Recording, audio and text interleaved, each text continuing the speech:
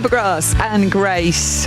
Fabulous. Coming up, a Pick Your Own playlist on BBC Radio 2. You are listening on the Sounds app and your smart speaker.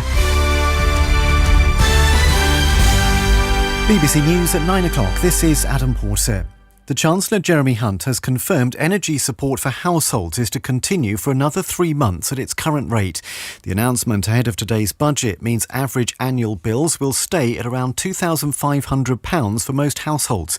Emma Pinchbeck from Energy UK, which represents the industry, thinks it's the right thing to do. At the level that bills are at now, we've got 12 million households. That's about 40% of the households we serve, spending more than 10% of their disposable household income on energy.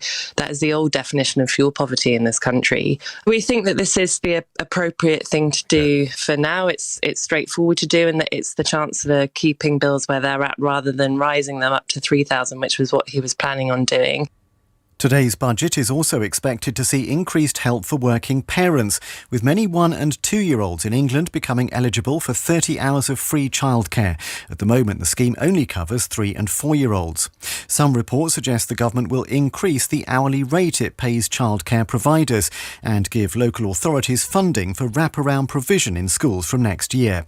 Christine Farquharson from the Institute for Fiscal Studies says unless there are changes to the way the system works, it won't cope with any extra provision. The funding providers get for their current free hours has been cut by 13% in real terms since its peak in 2017.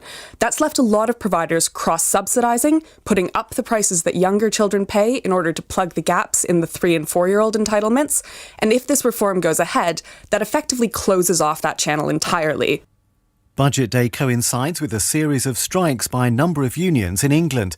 There's a third day of action by junior doctors, while members of the RMT are also walking out, and teachers are starting a 2-day strike over pay and conditions. Our education correspondent Hazel Shearing says once this round of industrial action is over, there could be breathing space for talks to resolve the dispute. What's happened for the past few weeks has been a standoff really in this dispute, with the government saying